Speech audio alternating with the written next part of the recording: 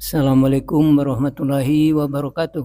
Waalaikumsalam. Para sahabat Nafhana Channel dan para jemaah sekalian, seperti biasa setiap Ahad pagi kita ada ceramah subuh yang akan diisi oleh Bapak Muhammad Suhaib Aidi dengan tema manajemen waktu. Kepada Bapak Suhaib Aidi kami persilakan.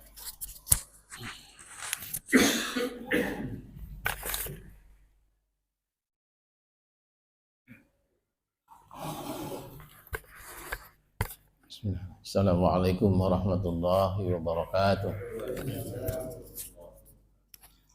Innal hamdalillah salatu wassalamu ala rasulillah nabiyina Muhammadin nabiyina la haula wala quwwata illa billah wa ba'd. Mari kita senantiasa memanjatkan puji dan syukur kita kepada Allah Subhanahu wa taala yang telah begitu banyak memberikan nikmat kepada kita, di antaranya nikmat iman, nikmat Islam. Kemudian nikmat yang sering kita lupakan adalah nikmat sehat serta waktu luang. Kemudian salawat dan salam henti-hentinya kita sanjungkan kepada junjungan kita Uswatun Hasanah Nabi besar Muhammad sallallahu alaihi wasallam serta seluruh keluarga, sahabat dan umatnya yang istiqomah dalam melaksanakan syariat Islam sampai akhir zaman nanti. Jemaah salat subuh yang dimuliakan Allah Subhanahu wa taala, sebelum kita memulai kajian kita, baiklah kita berdoa dulu untuk kedua orang tua kita, untuk saudara-saudara kita, untuk sahabat-sahabat kita, untuk tetangga kita yang telah mendahului kita. Semoga Allah ampuni semua dosa dan kesalahannya, kemudian ditempatkan sisi Allah Subhanahu wa taala di tempat yang terbaik.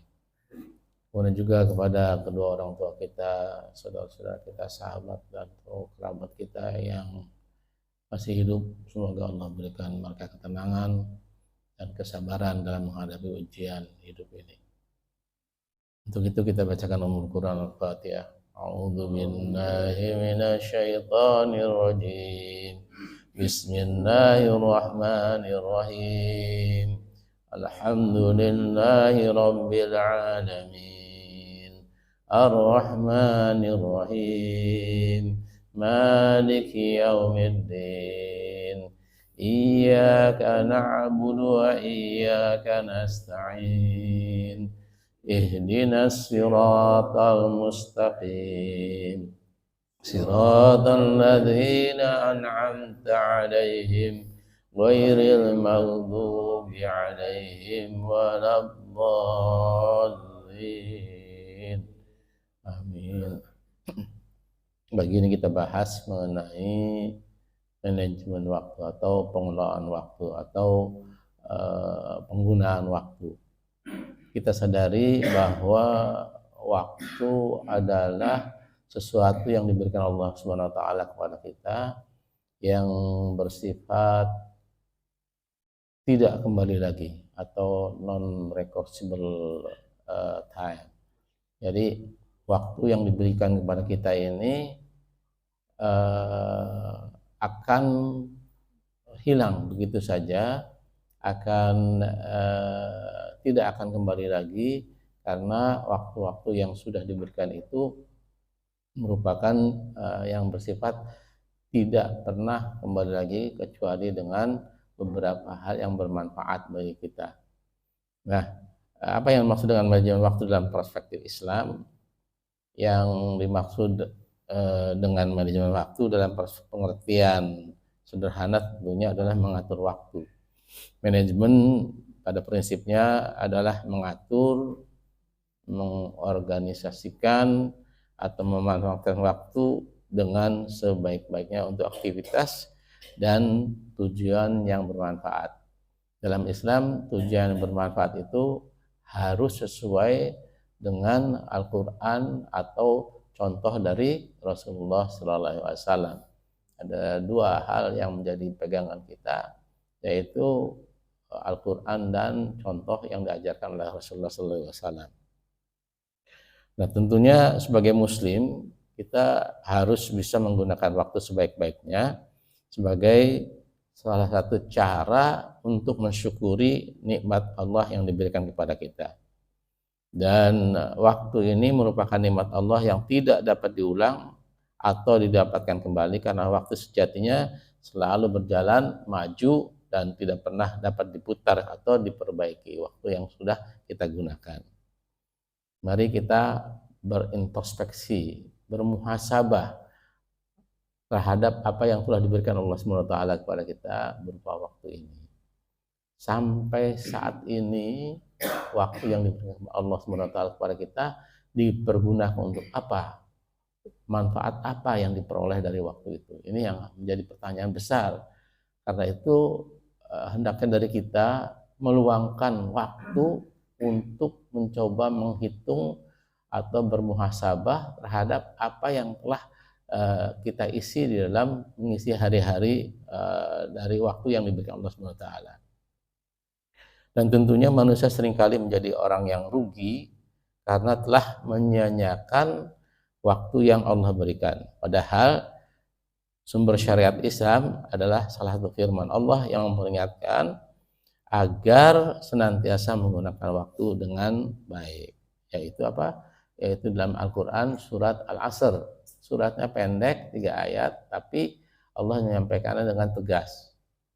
Bunyinya, a'udzubillahi minasyaitonirrajim, wal 'asr innal insana lafi khusrin illa illal ladzina amanu wa 'amilus shalihat wa tawassaw bil haqq wa tawassaw bis sabr. 4 ayat ya, 4 ayat. Oleh karena itu, mari kita mencoba mengatur bagaimana Islam mengajarkan mengenai waktu ini. Dalam Islam ada beberapa cara yang bisa kita coba untuk mengatur waktu supaya waktu itu bermanfaat bagi kita. Yang pertama, Islam melarang kebiasaan untuk menunda-nunda sesuatu apapun. Dalam Islam, ketika kita berniat untuk melakukan kebaikan, maka segera lakukan. Ini dalam Islam. Yang kedua, dalam Islam, dalam mempergunakan waktu, dahulukan yang wajib. Misalnya, sholat adalah kewajiban, maka dahulukan itu sebagai sesuatu yang wajib dalam hal mengisi waktu. Kemudian yang ketiga, selesaikan semua pekerjaan itu tepat waktu. Jangan kita mencoba mendelay,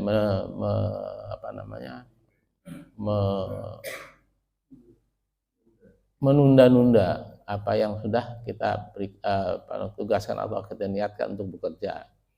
Karena itu, mari kita siapkan diri kita untuk kalau kita bekerja atau beraktivitas itu tuntaskan sampai dengan selesai. Selanjutnya kita buat batasan waktu. Misalnya Rasulullah SAW membagi waktu menjadi 3. Yang pertama itu tentunya untuk beribadah. Jadi kalau 24 jam dibagi dengan 3 artinya masing-masing 8 jam.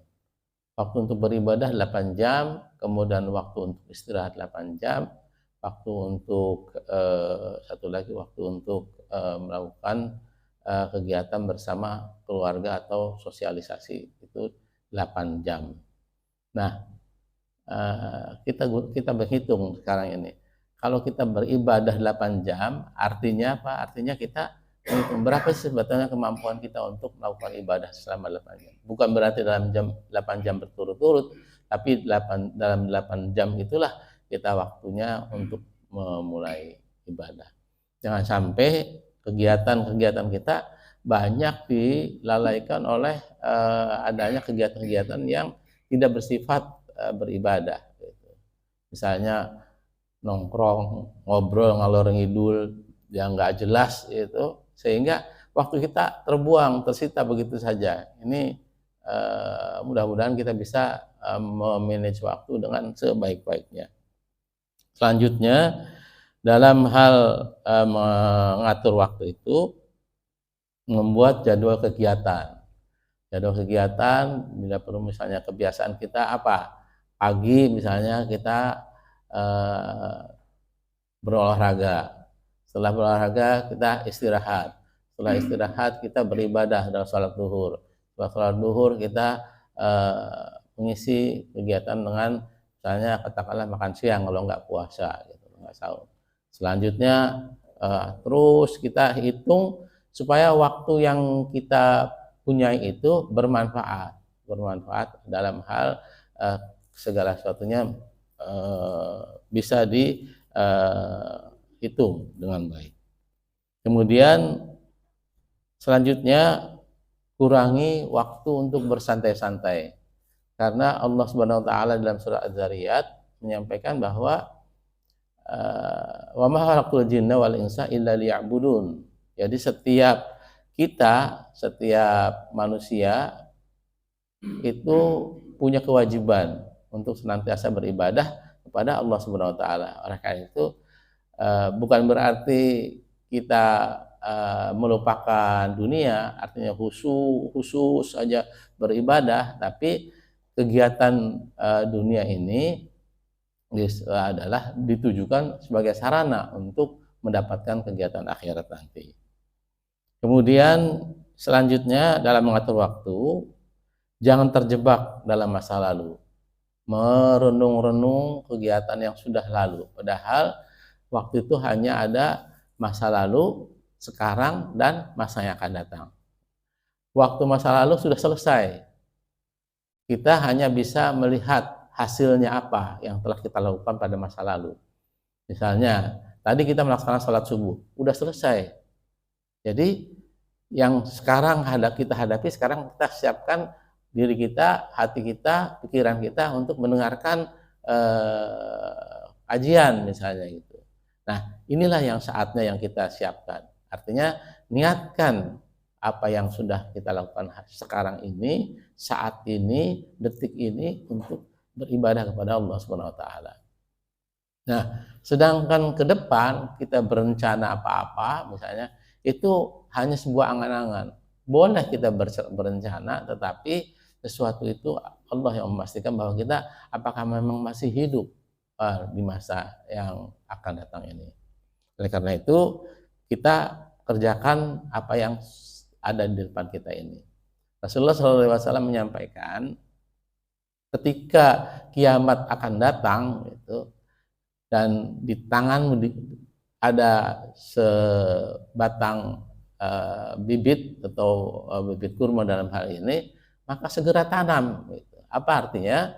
Bahwa kita tidak melakukan sesuatu yang sifatnya nanti saja, karena kebaikan itu pasti akan digoda oleh setan, sebagaimana setan sering menggoda kita, bahwa setan memang musuh yang nyata bagi kita. Saya ambil contoh misalnya, ketika hari Jumat misalnya kotak lewat di depan kita, sedangkan di dalam diri kita itu ada pikiran, misalnya di kantong saya ini ada uang 10.000, ada uang 20.000, ada uang 50.000 katakanlah misalnya. Yang 50.000 untuk belanja yang 20.000 untuk makan siang gitu. Terus kemudian yang 10.000 ini aja deh. Jadi di dalam memutuskan suatu, setan langsung udah yang kecil aja, kan ini buat masjid semuanya ya sekedarnya gitu.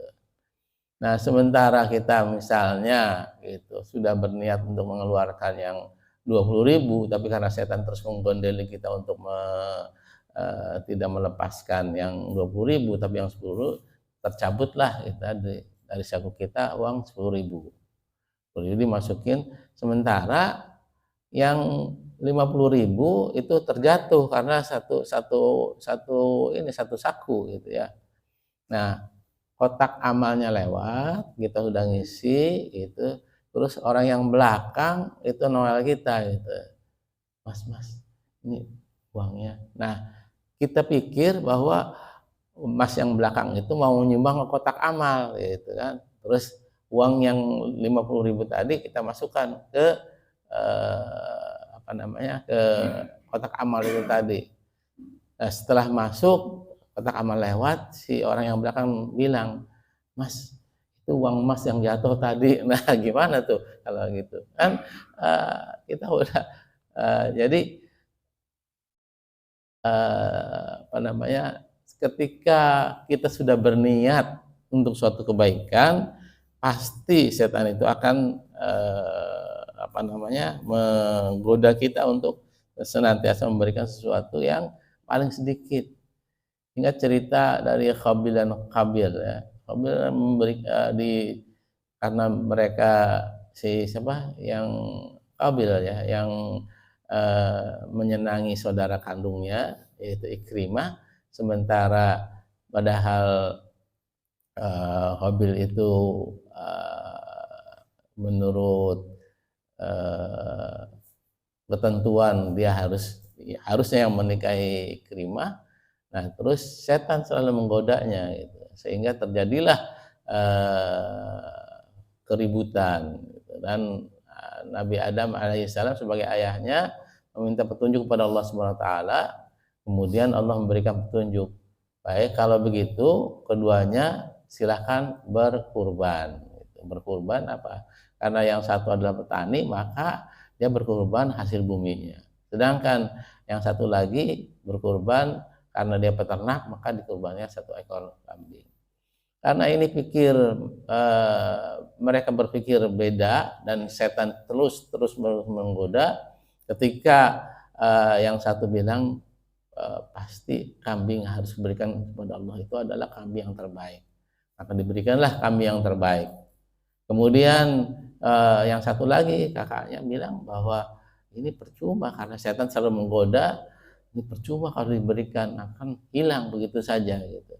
Akhirnya diberikan hasil bumi yang terjelek. Allah menentukan bahwa yang disambar sebagai ketentuan siapa yang menjadi pemenangnya adalah yang terbaik, yaitu kambing yang diberikan yang terbaiklah yang hilang, yang disambar petir ketika itu. Nah, semakin lama semakin mendendam dalam hati kakaknya ini. Akhirnya dia berniat untuk membunuh saudaranya. Ini godaan setan itu demikian kuatnya sehingga terjadilah pembunuhan. Inilah pembunuhan yang pertama kali di dunia ini. Nah, kembali ke apa yang kita bahas, bahwa kita tidak boleh terjebak di dalam masa lalu. Masa lalu adalah sesuatu yang sudah selesai.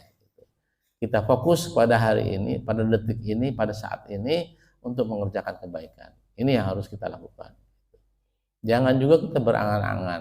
Nah, seperti misalnya kita dalam sholat subuh tadi, misalnya kita berangan-angan, wah setelah nanti sholat subuh saya mau beli nasi uduk, akan makanannya ini. Nah, karena angan-angan itu sudah belum tentu terjadi.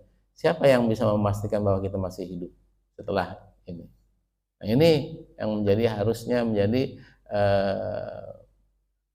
introspeksi bagi kita, muhasabah bagi kita. Selanjutnya, dalam mengatur waktu, belajar fokus pada sesuatu. Kita fokus terhadap apa yang akan kita kerjakan. Jadi jangan bercabang-cabang, mau ini, mau itu, mau ini. Nah, ini akhirnya kita nggak bisa fokus, tidak bisa menyelesaikan satu pekerjaan dengan selesai.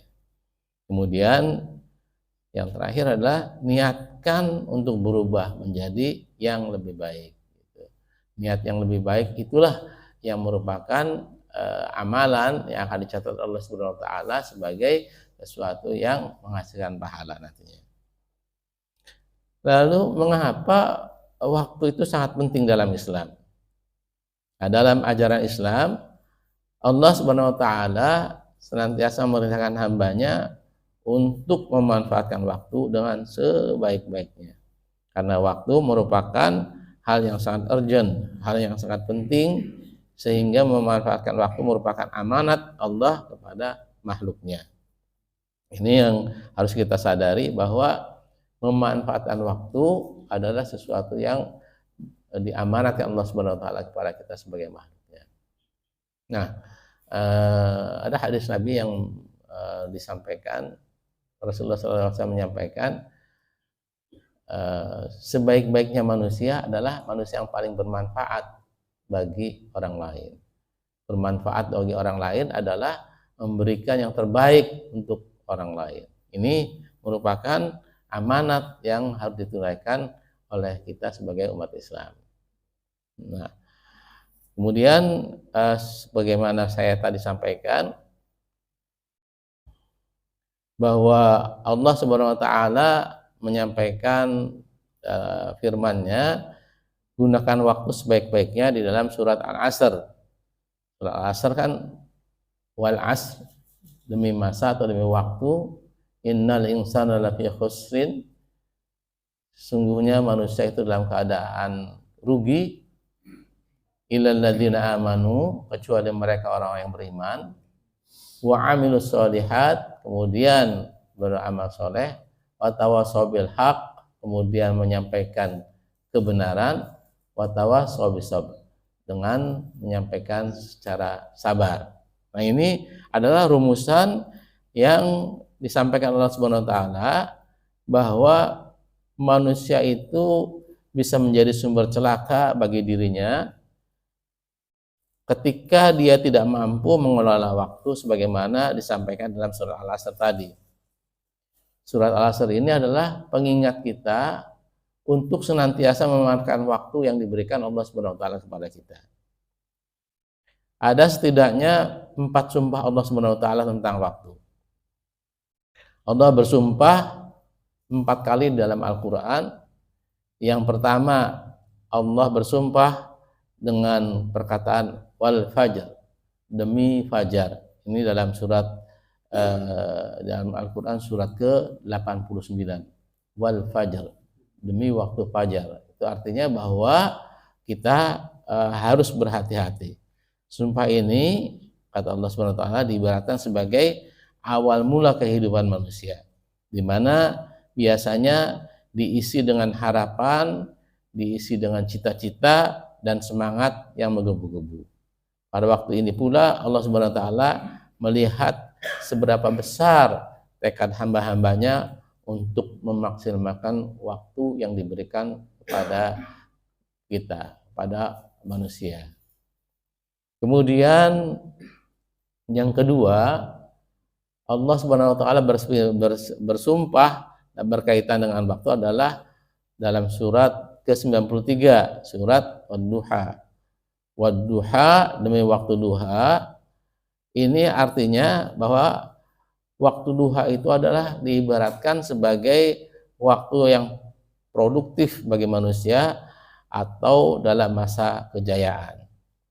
Dalam waktu itu Allah Subhanahu wa taala mencoba mengingatkan manusia untuk apa? Untuk senantiasa mendekatkan diri kepada Allah Subhanahu wa taala dan memanfaatkan waktu produktifnya untuk membawa manfaat bagi dirinya, bagi keluarga, bagi masyarakat, bagi agama dan bagi bangsa ini. Inilah waktu yang produktif. Artinya misalnya kita usia kita ketika itu misalnya usia bekerja 23 atau 22 tahun sampai dengan kita pensiun, itu adalah waktu produktif kita. Nah, kapan waktu produktif kita gunakan untuk kegiatan-kegiatan yang sangat-sangat bermanfaat bagi kita, bagi keluarga kita, bagi masyarakat kita, bagi agama kita. Inilah pesan moral yang disampaikan Allah Subhanahu wa taala melalui surat Ad-Duha, surat Ad-Duha ini. Selanjutnya kembali di dalam surat Al-Asr disampaikan bahwa sumpah Allah itu adalah dengan menyampaikan wal asr, demi masa atau demi waktu asar. Waktu asar biasanya diartikan sebagai waktu untuk istirahat atau dapat pula dianalogikan sebagai masa tua kehidupan kita. Nah, pada waktu ini dominan manusia akan mengisinya dengan ratapan, dengan penyesalan dan kerugian. Karena pada masa produknya hanya fokus mengejar dunia saja. Kecuali dalam surat Al-Asr itu Allah menyampaikan bagi mereka yang beriman dan bertakwa dan senantiasa memprioritaskan waktunya untuk senantiasa beribadah kepada Allah Subhanahu wa taala dan memberikan manfaat bagi orang lain. Itulah makna dari surat Al-Asr. Jadi manusia akan rugi ketika dalam masa produktif tidak menghasilkan apa-apa, sehingga dalam masa produktif itu manusia hanya menghasilkan sesuatu untuk kepentingan dunia saja gitu. Ketika kita telah pensiun, kita menyesal. Kenapa waktu kita aktif produktif itu kita tidak memberikan kontribusi sesuatu kepada masyarakat. Beruntunglah kepada saudara-saudara yang dalam masa produktifnya mampu memberikan warna kepada dunia ini, mampu memberikan kontribusi dalam hal memberikan waktunya untuk kegiatan-kegiatan yang sifatnya produktif untuk membangun masyarakat kita. Beruntunglah bagi saudara-saudara yang dalam masa produktif itu bisa memanfaatkan waktu untuk kegiatan-kegiatan yang bisa menghasilkan sesuatu, misalnya menulis, misalnya bercerita, misalnya menyampaikan pesan-pesan moral, misalnya beramal yang terbaik. Semuanya biasanya dilakukan pada saat produktif. Nah, sekarang PBB menambah karena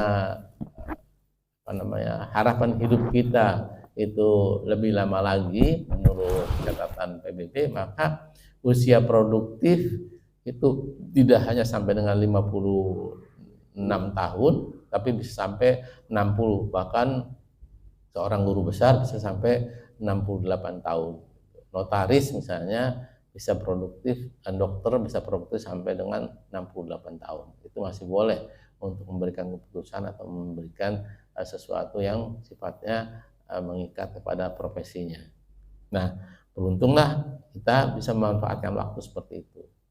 Maka gunakan waktu yang kita punyai ini untuk kegiatan-kegiatan yang sifatnya produktif. Supaya apa? Supaya kita bisa menjadi orang yang bermanfaat bagi diri kita, bagi keluarga kita, bagi agama kita, bagi masyarakat kita.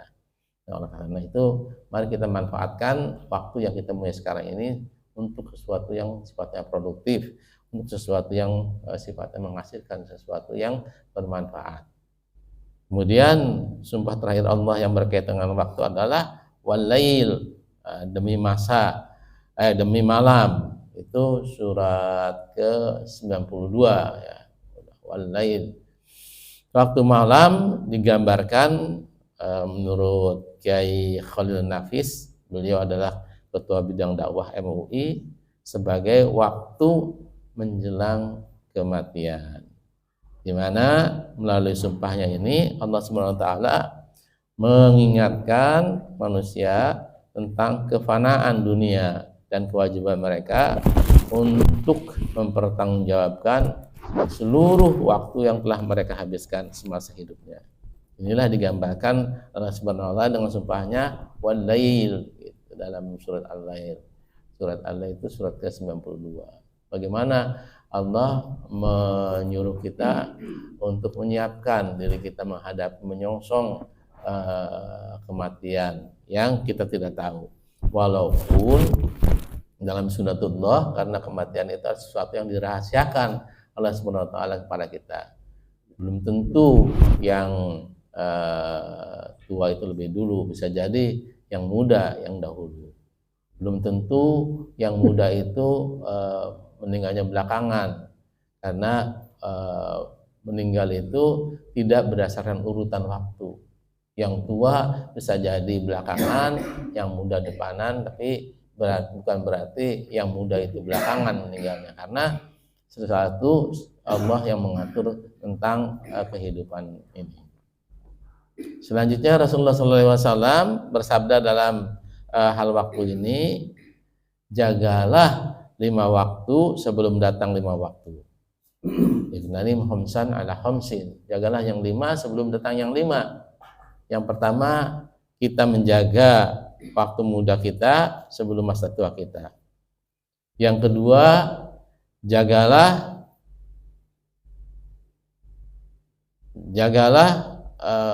waktu lapang kita sebelum datang waktu yang sempit. Yang ketiga, jagalah waktu kaya kita atau kemampunya kita sebelum datang masa di mana kita menjadi tidak mampu lagi atau miskin. Selanjutnya yang keempat, jagalah waktu sehat kita sebelum datang kesakitan. Yang terakhir, jagalah masa hidup kita sebelum masa Allah mencabut nyawa kita. Ini mudah-mudahan menjadi pengingat bagi kita. Ingatlah bahwa ada 5 hal yang kita harus jaga supaya kita bisa memanfaatkan waktu ini.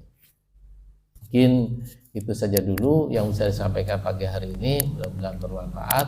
Semoga kita senantiasa bisa memanfaatkan waktu dengan sebaik-baiknya agar kita tidak merugi. Bagaimana yang dihasil dalam Allah Subhanahu wa taala dalam firman-Nya, innal insana lafi khusr. Jadi setiap manusia itu pasti dalam keadaan rugi. Ini pasti suatu kepastian. Ya, kecuali illal ladzina amanu. Kecuali orang-orang yang beriman wa amilus sholihat, selalu beramal soleh, berniat kebaikan, menyampaikan sesuatu yang terbaik gitu.